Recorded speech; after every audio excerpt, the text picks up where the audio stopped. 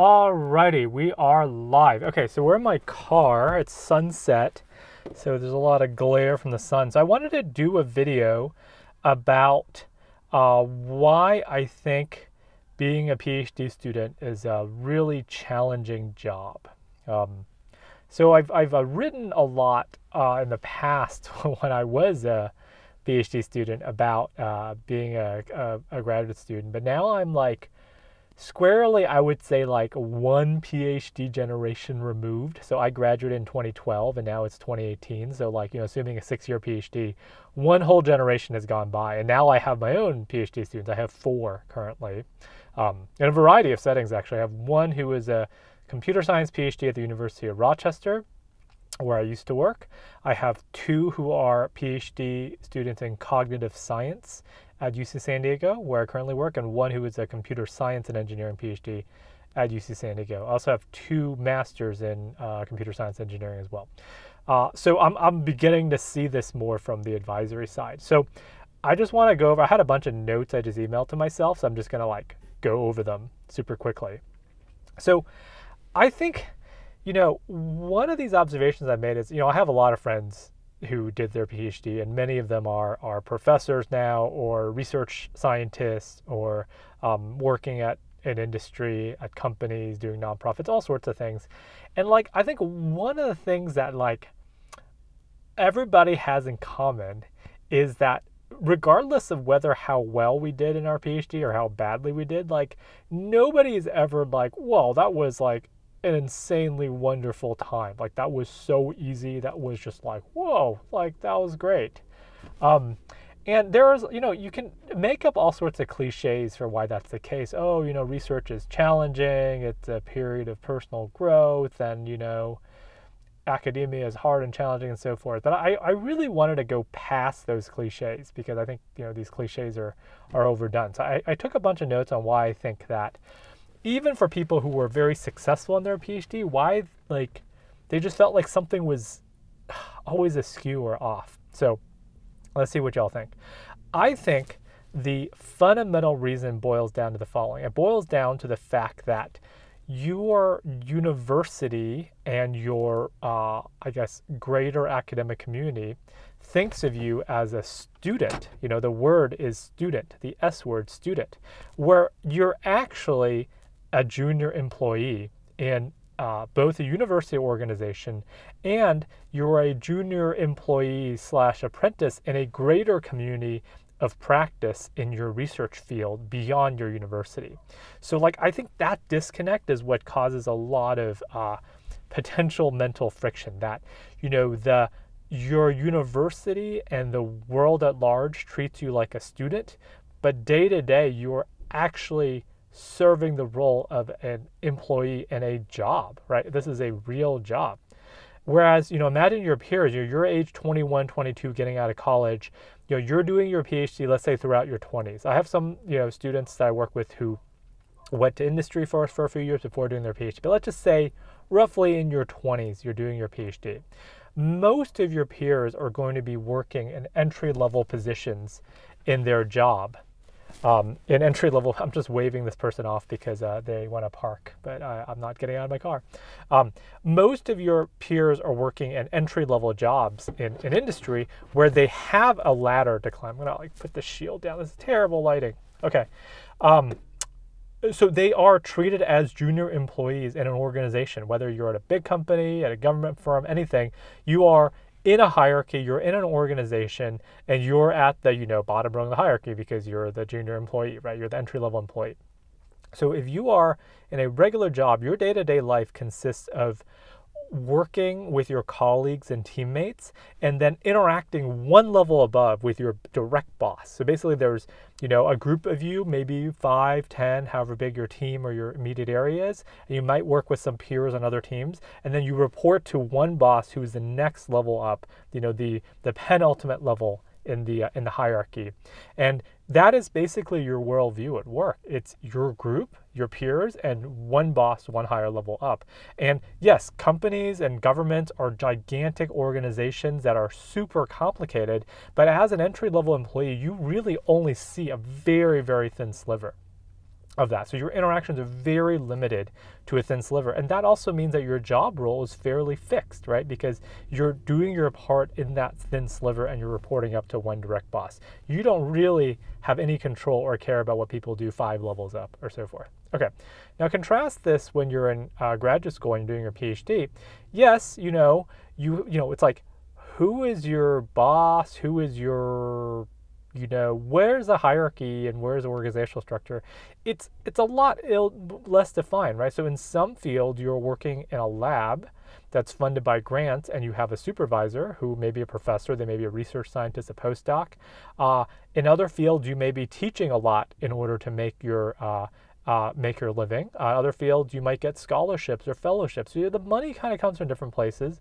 And then moreover, the university as a system, I think, is unique in that I think people interact with all sorts of different people in a professional setting that's a lot more permeable than in a corporate or government bureaucracy where you're only interacting, I guess, with your few peers and with your direct supervisor. Like, you rarely talk to like some random other manager in some other part of the organization. Maybe you socialize with them, but like they have no real bearing on your work. But whereas in university, imagine if you're a PhD student, what are the stakeholders pulling you in different directions, right? So you might have a research lab and your research supervisor pulling you in one direction. You might have, you might be a teaching assistant and you're teaching classes. So the undergraduate students in your classes are pulling another direction. The professor for which you are a teaching assistant for, who is probably not your advisor, is pulling you another direction toward teaching. They might want you to do more work in teaching or developing course materials. Administrators, both in your department and in other departments, university at large, might be pulling you in a certain direction because you need to go through certain administrative procedures throughout your program. Other professors in your department who may be on your committee, who may be teaching your classes. Don't forget that not only are you TAing classes, teaching classes, you're taking classes also from other professors, and you have to navigate their perceptions of you as well, because directly or indirectly that might affect your career in some way, even if you're not directly working with them. So it's like, it's all a lot to take in. And then imagine there's staff in other parts of the university who might be interested in having you do work for them in various ways. Maybe because part of your scholarship, let's say, or part of your research grant gives you some obligation to do some work for some kind of university staff on this side. So you have all these different people from different parts of the university with different interests and different career goals kind of pulling you in different directions because everybody wants, more help with their particular piece of work. Whereas in a company, it's your boss and your teammates who are pulling you in that direction, right? Because, some other boss in some random other part of the company doesn't have the authority to pull you away and have you do something for them. Okay, so that was a really roundabout way of me saying you're going to be pulled in all sorts of different directions. And part of that has to do with funding, right? The F word, funding, that might pull you in different directions as well. The other thing is that you are not directly shielded from a lot of this complexity of a university system because unlike in a company or a government bureaucracy, for example, you're supposed to be shielded from the person right above you in the hierarchy, right? They're supposed to have the shit umbrella that where the poop falls on them from above in the hierarchy and then the poop doesn't hopefully hit you. And in a way, your PhD advisor can serve such a role. But notice I said earlier, there are people pulling on you from all sorts of directions whom your advisor does not directly have control over, or your advisor doesn't even know about, because there's all these different parties that are interested. And moreover, your advisor has 4, 5, 6 other students, and there's a lot of umbrellas. I try to put up umbrellas everywhere in all directions, but crap keeps on falling sideways and horizontally and upwardly, and all in different directions, and I can't provide cover for all of my students all the time because it's just such an immense amount of complexity coming in. Okay, so I'm just going through my unorganized notes. So I think the university environments are really complex and very different than a traditional corporate or government bureaucracy for various reasons. And, yes, professors like myself have to deal with this as well. But the thing is, we're more well-trained to do this because we've had years of experience dealing with this, and it's more part of our job to understand how to navigate through the system in order to succeed in our own careers. Okay, so that's the university versus, a traditional company job. So in your 20s, you are thrown in, for a lot of students, that's their first job, right? Yeah. You say you're going to graduate school, but for me, it's like you are doing a job for 5, 6 years. It's an intensive job. Your first job experience, you don't have that kind of a strict hierarchy or kind of sense of place that you might at a traditional company, and I think that's really overwhelming. And moreover, on top of that, I think graduate students, PhD students, particularly, are doing a really hard job having to balance all these different interests, and at the same time, the outside world and university at large views you as a student, right? They view you just like an undergraduate student taking classes, or a master's or professional school student, or a medical school student, or law school student, whereas a PhD student, it's like a totally different ball game. Okay, that's the first half. It's already it's already over 10 minutes. Let's just say, what the heck? Let's just keep going. Um, okay, so that's the first part of it, which is the university, your relationship with your employer. I mean, they are your employer because you're getting paid somehow. Your relation with your employer is so complex because you have all these different stakeholders kind of pulling in different directions. Now, I'll do a transition. Now, the transition is that pretty much the only direction that advances your direct career is the research direction, right? Because getting publications out as the first author, I'm trying to be very reductivist about it, is as a PhD student, you are asked to do all these different things because you're being paid as a teaching assistant, you're being paid on a scholarship, you're being pulled into some staff thing, some administration thing. But really, you're the only thing pretty much that gets you to the point of graduation, and moreover sets you up for a future career in research, or even in adjacent fields like in data science and software engineering and stuff, is being able to advance the state of the art in research in your field, and, for lack of a better term, publish first author papers. And that's only one of many of these directions that are being pulled on you. So you have to be able to maintain focus on doing publishable research, even despite all of these other responsibilities on your end, which I think is super hard to do when you are right out of college at your first job. I think professors like myself have a challenging time doing that. Imagine, I'm almost 35, right? Imagine I was trying to do this at 22. Like, that just blows my mind. It's just so difficult. Okay, now we go from the university. Let's zoom out. So let's transition to research. The video is going to go super long, but who cares? Okay, let's talk about research. So let's zoom out beyond your university, right? So I talked about the challenges of being a PhD student in your university. Let's zoom out more to your whole research community. Basically, in order to succeed and publish papers, first author papers, in competitive top venues in your field to kind of earn the respect of your research community, you are competing against literally the best people in the world in your research area. So I'm going to repeat that again. You, as a 22-year-old, 25-year-old, whatever, as a PhD student, you are in direct head-to-head competition with the best researchers in your field around the world. Now compare that against if you're working in a company, if the company is doing well, you're not quote unquote directly competing against anyone, right? Your boss wants everybody on your team, or most people, to be promoted and to become more senior and to proceed in your career because they want you to keep doing good work, right? At worst, companies that have resource constraints or other such things. Microsoft was a great example of this back in the day. Other companies did this too. They do what's called stack ranking, right? So Microsoft was notorious for doing this in the 90s. I don't know if they do it anymore, but basically stack ranking means that the boss has to stack everybody on their team. Let's say they have 5 people on their team. The boss has to stack them. Who did the best? 1, 2, 3, 4, 5, and it's a curve. So by definition, the first person gets the biggest bonus. The second, third person gets, they do okay. The fourth and fifth person, if you're at the bottom of that stack in the stack rank, you get penalized somehow, right? You might get a warning. You might not get promoted.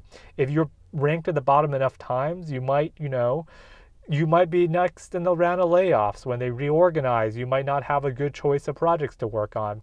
It's not good, right? So, so that means that even if everybody's doing pretty well, the boss is forced to stack rank all 5 of their employees, 1, 2, 3, 4, 5, and it's gut wrenching a lot of times for bosses, because if if they're under resource constraints, their boss is on their case and they're like, hey, look, we need to get rid of the bottom 50%. Tell me who the bottom 50% are, and you're like, wait, all my people are good. We need to get rid of half of them, so that sucks. Okay, what's the deal here? In a company, you are stacked ranked. At worst, you're stacked ranked against your team, or maybe people in your division. So maybe a dozen people or so, right? Of a dozen people.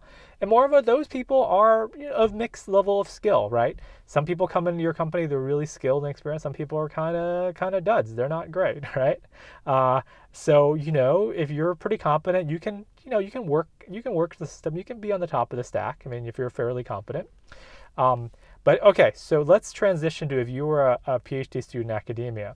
You are stacked ranked against the best people in the world in your field. Actually, you're stacked ranked against everybody in the field, in the world, in your field. But imagine the stack. So literally it is a stack, because when you're submitting papers, there is a virtual, stack of papers, and the top 20% of papers get accepted, let's say, right? 20%. It's a reasonable number, right? That means the bottom 80% of papers don't get accepted. So that means that unless you can do work that's so good to get yourself on the top 20% of the stack, you're getting rejected. And if you try again, your paper is getting rejected again. You're going to be, chances are you're going to be at that bottom 80%, and that sucks.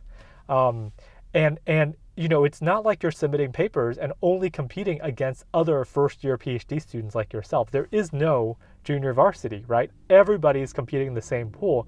So when you're doing your research and writing your paper, you're going head-to-head direct competition with, say, someone with 30 years of research experience in an industry research lab with 10 full-time employees working for them, or someone who is a full professor who's the world famous in their field and what they do, who has attracted a team of students with good funding to work on a certain project.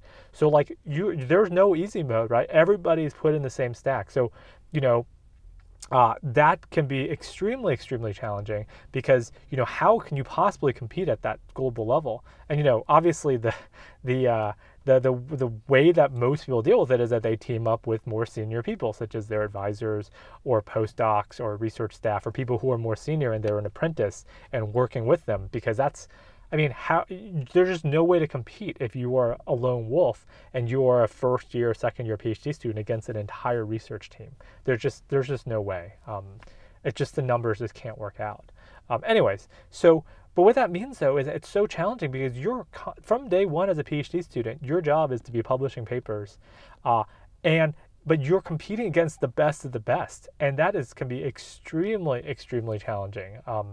To have your papers be rejected and such. And moreover, it's tough because as a PhD student, you don't really get the full picture of how the research community works. It's a community of practice, right? Community of practice means that people start on the outside of the community, on the periphery, and they slowly work their way into the core as they get more experience. They get invited to more of the core events. And now that I am in my 4th year as an assistant professor, I am moving my way toward the core and understanding how the research community and publications and grants and all those things work. But as a PhD student, you don't really understand any of it, because you don't really have access to the core, because you're on the periphery.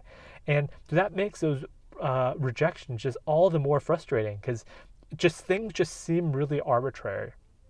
Because whereas your advisor can understand a bit better and with kind of the hindsight and the experience, and say, okay, this is more likely what's happened or not.